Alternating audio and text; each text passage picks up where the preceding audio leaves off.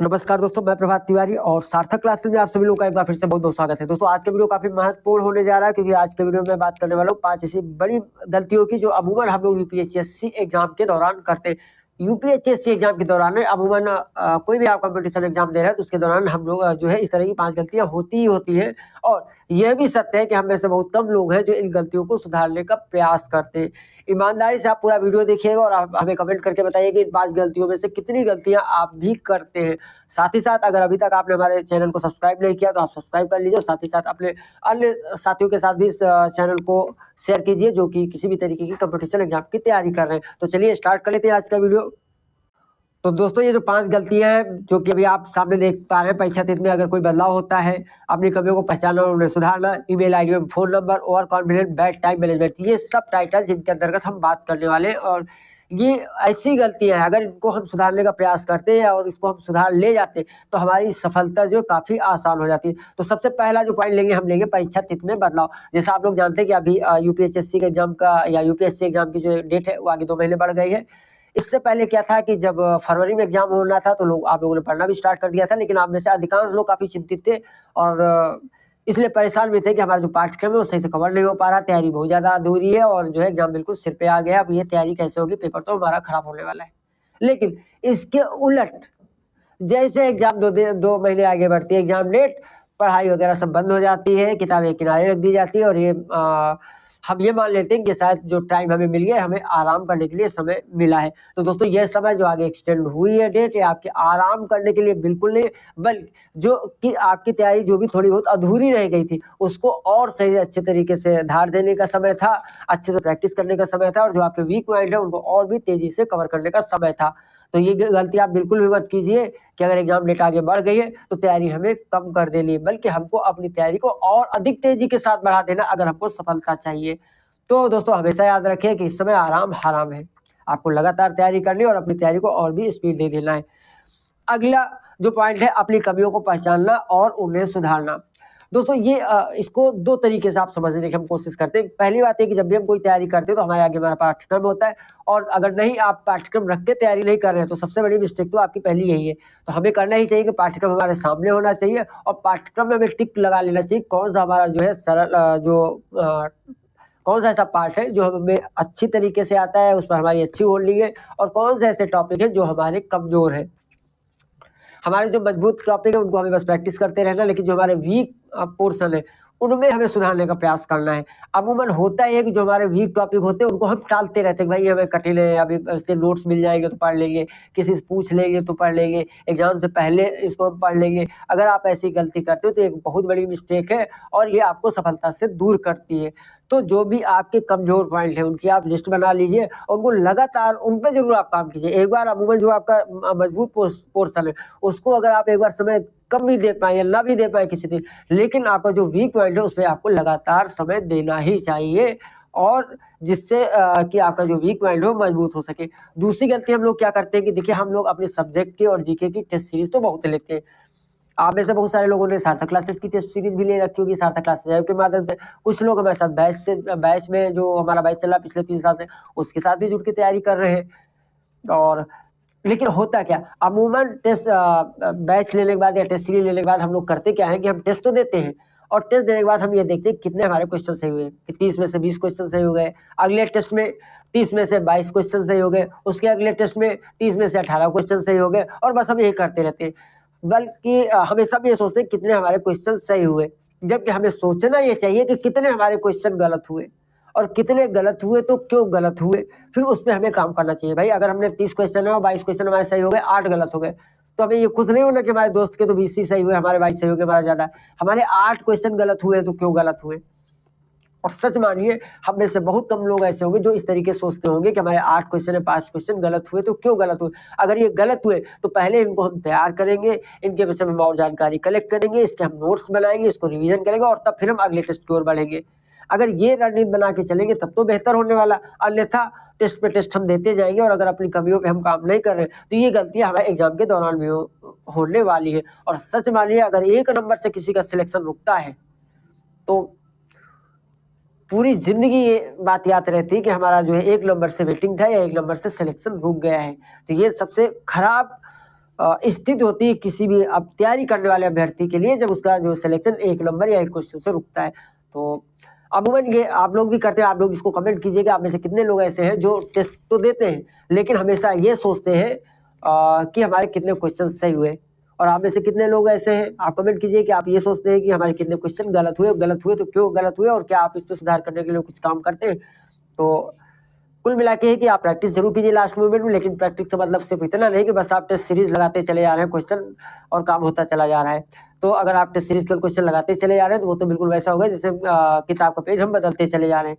इसके बजाय कमियों को देखिए, क्वेश्चन जो गलत हो रहे हैं उन पर आप गूगल कीजिए, अन्य किताबों से उनके विषय में फैक्ट्स कलेक्ट कीजिए, उनके आप नोट्स बनाइए और उनको आप रिवीजन करने का प्रयास कीजिए। सच मानिए ऐसा आप करके देखिए, ज़्यादा नहीं, किसी भी टेस्ट में आप 10 टेस्ट में ऐसा करके देख लीजिए, उसके बाद जो आपका रिजल्ट होगा वो लगातार बदल जाएगा और उसमें ग्राफ में तेजी से आपको सुधार देखने को मिलेगा।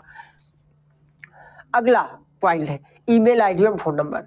अरे भाई आप सब लोग जानते हैं कि आजकल तो पूरा सब कुछ ऑनलाइन है, और ऑनलाइन के लिए जहां भी आप आवेदन करते हैं दो चीजें अमूमन आपसे मांगी जाती है, एक आपकी ईमेल आईडी, दूसरा फोन नंबर।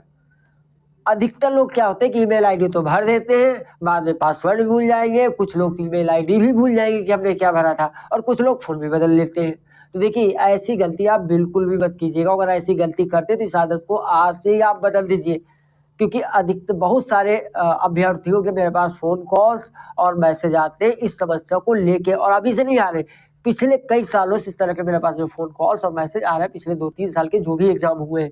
तो जो भी आप ईमेल आईडी और फोन नंबर दीजिएगा किसी भी आयोग में फॉर्म भरते समय, उसको आप बिल्कुल वैसे ही सुरक्षित रखिए जैसे आप अपने अन्य डॉक्यूमेंट्स को सुरक्षित रखते हैं। ईमेल आईडी को बिल्कुल आप डबल वेरिफिकेशन करके उसके ईमेल पासवर्ड को बहुत सुरक्षित अपनी डायरी में लिख करके और वहीं पे रख दीजिए जहाँ पे आपने अपनी मार्कशीट रख रखी है लॉकर में। तो ऐसी गलती आप मत कीजिए, अन्यथा आपको भविष्य में दिक्कत हो सकती है। अब ये देखिए 2 पॉइंट हमने आपकी तैयारी संबंधित कर ली, तीसरी आपकी मिस्टेक की बात हमने कर ली जो हम लोग करते हैं आवेदन करने के समय ईमेल आईडी और फोन नंबर पर। आगे की जो दो हमने पॉइंट लिए हैं, ये आपके एग्जाम के दौरान इससे गलती होती है। वो कैसे होती है उस पर हम बात करते हैं। देखिए अगला पॉइंट है ओवर कॉन्फिडेंस या अति उत्साह। ये ऐसा शब्द है जिसके कारण 2-3 क्वेश्चन हमारे हर एग्जाम में गलत होते ही होते हैं। होता क्या है कि जब हम कोई क्वेश्चन पेपर पढ़ते जाते हैं तो कुछ क्वेश्चन ऐसे हमको शुरू में पढ़ने में लगते हैं कि ये तो बहुत सारा क्वेश्चन है, हमारा पढ़ा हुआ है तो हमें बिल्कुल सही आता, और जल्दबाजी में उस क्वेश्चन को हम पूरा पढ़ते ही नहीं, ध्यान ही नहीं देते कि जो क्वेश्चन हम पढ़ रहे थे उसमें कहीं नहीं भी लगा था। और ज्यादातर ऐसे क्वेश्चन में क्या होता है कि हम पढ़ के आंसर दे देते हैं, उसमें जो नहीं लिखा होता है वो पढ़ ही नहीं पाते। तो होता क्या, जहाँ पे प्रश्न पूछा जा रहा था कि इनमें से कौन नहीं है, हम लगाते जवाब उसमें इनमें से कौन सा है, और जो है वाला नाम है वो आपको सबसे ऊपर ही उसका ऑप्शन मिल जाएगा। तो इस तरीके से हमें क्वेश्चन पूरा पढ़ नहीं पाए, ऑप्शन भी हमें तुरंत दिख जाता है और हमें लगता है कि हमारा क्वेश्चन ये सही हो गया। लेकिन जब घर हम आते हैं, पेपर एक बार फिर से मिलाते हैं, तो फिर हमें अपने ऊपर बहुत गुस्सा आती है और हम लोग अपना सिर पीटते हैं, ये तो क्वेश्चन क्या हो गया, 3 क्वेश्चन काश हमारे सही हो जाते हैं, 2 क्वेश्चन हमारे गलत ना होते तो हमारे लिए बहुत अच्छा होता है। और फिर हमें लगता है कि अति उत्साह के कारण ही हमसे गलती हुई है। तो अगर ऐसी गलती आपसे भी होती है तो इसको आप आज से ही जो टेस्ट सीरीज या प्रैक्टिस सेट आप लगा रहे हैं उस पर आप उसको अमल में लाना स्टार्ट कर दीजिए। बस आपको करना इतना है कि कोई भी क्वेश्चन वो चाहे सरल हो चाहे कठिन हो, जब तक आप उसको दोबारा नहीं पढ़ेंगे और जब तक उसमें आप देख लेंगे कि नहीं उसमें जो है वर्ड नहीं है, नॉट लगा है या नहीं लगा, उसे अंडरलाइन नहीं कर लेंगे, तब तक आप उस प्रश्न के ऑप्शन को टच नहीं करेंगे। मीन्स हर प्रश्न को कम से कम 2 बार पढ़ने की आदत आप अभी से डाल लीजिए, ठीक है। तो इस तरीके से आपके 2-3 क्वेश्चन तो सही हो ही सकते हैं, जो बहुत सरल से क्वेश्चन होते हैं जो आपके अमूमन गलत हो जाते हैं। तो ओवर कॉन्फिडेंस या अति उत्साह से आपको बचना है, क्योंकि अति उत्साह या ओवर कॉन्फिडेंस आपकी पिछली 3 साल की मेहनत को बेकार कर सकता है। इसलिए एग्जाम के दौरान कोई कॉन्फिडेंस ओवर कॉन्फिडेंस नहीं, कोई अति उत्साह नहीं। अगर आपका भी किसी एग्जाम में इस तरीके से कोई क्वेश्चन गलत हुआ ओवर कॉन्फिडेंस या अति उत्साह के कारण, जिसमें कि प्रश्न में नहीं लगा था और आपने ध्यान नहीं दिया, प्रश्न सही नहीं पढ़ने से आपका जो है क्वेश्चन गलत हो गया, तो आप कमेंट जरूर कीजिएगा।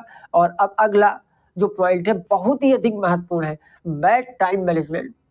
बैड टाइम मैनेजमेंट इसलिए महत्वपूर्ण है, आप ये मानिए अभी तक जितने हमने पॉइंट डिस्कस किए उन सब में ज्यादा खतरनाक ये बैड टाइम मैनेजमेंट है। ये ऐसा बैड टाइम मैनेजमेंट का पॉइंट है कि आप बहुत अच्छे ब्रिलियंट हो, कोई एक अच्छे से अच्छा अभ्यर्थी जो 100 आउट ऑफ 100 स्कोर कर सकता था, लेकिन बैड मैनेजमेंट के कारण वो भी एग्जाम में फेल हो सकता है और अपने 3 साल 4 साल की जो मेहनत है उसके जिसने कि पर्टिकुलर किसी एक एग्जाम के लिए समय दिया है वो सारा बर्बाद हो सकता है। और याद हमेशा दोस्तों याद रखिएगा, जो आज का समय जितना बेहतर है उतना कभी नहीं हो सकता है। अर्थात पेपर जब आप दे रहे हैं उस समय आपको बहुत ध्यान से टाइम का मैनेजमेंट करना है। तो चलिए हम बात कर लेते हैं कि बैड टाइम मैनेजमेंट किस तरीके से आपके पेपर को अफेक्ट कर सकता है, मैं इस पर इतना जोर क्यों दे रहा हूँ। देखिए, बैड टाइम मैनेजमेंट देखने को हमें मिलता है OMR शीट में। अमूमन लोग क्या करते हैं कि पेपर सही से पढ़ लिया, सारे ऑप्शन भर लिए, कभी कभी पेपर इतना सरल लगने लगता है कि सारे क्वेश्चन आते चले जाते हैं और अपने मन में हम खुश होते जाते हैं और सारे क्वेश्चन हम सॉल्व करते चले जाते हैं और OMR शीट हम रखते हैं कि लास्ट में हम भर लेते हैं। अब जब हम OMR शीट तो भर जाएगी, लास्ट में आप भरने बैठे, लेकिन अगर कहीं समय कम हुआ और जल्दबाजी में आप भर रहे थे, टाइम का मैनेजमेंट आपका सही नहीं था, तो पता लगा कि क्वेश्चन नंबर 16 में भरना था भी और गलती से आप भर गए 17 में भी। और इस तरह से अगर कोई सीरीज कहीं डिस्टर्ब हो गई भरने में तो पता लगा OMR शीट भी भर गए लेकिन गलत भर गए, तो यानी जो आपका बिल्कुल सही होना था सारी पूरी सीरीज गलत होते चले गए, सारे ऑप्शन गलत होते चले गए। और जब आपके OMR शीट का मूल्यांकन होगा तो कंप्यूटर ये नहीं जानता कि आप कितने ब्रिलियंट हैं, वो तो बस यही जानता है कि OMR शीट गलत तो मीन्स गलत। तो इसलिए जो लोग लास्ट में अगर OMR शीट बिल्कुल लास्ट मोमेंट में आप 5 मिनट पहले 10 मिनट पहले भरते हैं तो ये इस आदत को आप तुरंत बदल लीजिए। कोई भी एग्जाम हो, आधे घंटे का आप आदत बना लीजिए कि आधे घंटे पहले हमें अपनी OMR शीट भर लिए, जितने भी क्वेश्चन हो जाएंगे। पेपर सॉल्व करते समय आप ये भी कर सकते हैं, कुछ में से कुछ क्वेश्चन ऐसे होते हैं जो टाइम टेकिंग होते हैं, लगता तो है कि ये सरल है हम सॉल्व कर ले जाएंगे, लेकिन उनमें समय ज़्यादा लगता है। तो ऐसे क्वेश्चन को आप थोड़ा सा अवॉइड कीजिए शुरू में, पहले वो क्वेश्चन कीजिए जो आपको सरल लगते, कम समय लेते और आसानी से सॉल्व किए जा सकते हैं। तो जो भी आपका टाइम मान लीजिए 2 घंटे का पेपर है तो 1.5 घंटे तक आप सॉल्व कीजिए, आधे घंटे पहले आप OMR शीट मान लीजिए 3 घंटे का पेपर है तो आप 2.25 घंटे तक 2.5 घंटे तक भी करके आप जो है पहले OMR शीट भर लीजिए। यानी OMR शीट आपको समय रहते भर लेना है क्योंकि बहुत कंसंट्रेशन का काम होता है। अगर इसमें आपने टाइम मैनेजमेंट सही से नहीं किया तो ये किसी भी अभ्यर्थी की पूरी मेहनत को बर्बाद कर सकता है। आप हमारे इस पॉइंट से सहमत है या नहीं सहमत है, आप इसे हमें कमेंट करके जरूर बताइएगा। तो दोस्तों आज की वीडियो में हम इतना ही रखेंगे, हम आपसे फिर मिलते हैं अगले वीडियो में कुछ नई जानकारी के साथ। हाँ, अगर आप हमारे साथ अन्य सोशल मीडिया प्लेटफॉर्म पर जुड़ना चाहते हैं तो उन सबके लिंक आपको इस वीडियो के डिस्क्रिप्शन बॉक्स में मिल जाएंगे, जैसे कि Facebook page, Facebook group, Telegram link, सार्थक क्लासेज ऐप, तो उन सब के माध्यम से भी आप हमारे साथ जुड़ सकते हैं। तो आज के वीडियो में दोस्तों इतना ही, हम आपसे फिर मिलते हैं अगले वीडियो में कुछ नई जानकारी के साथ, तब तक के लिए नमस्कार।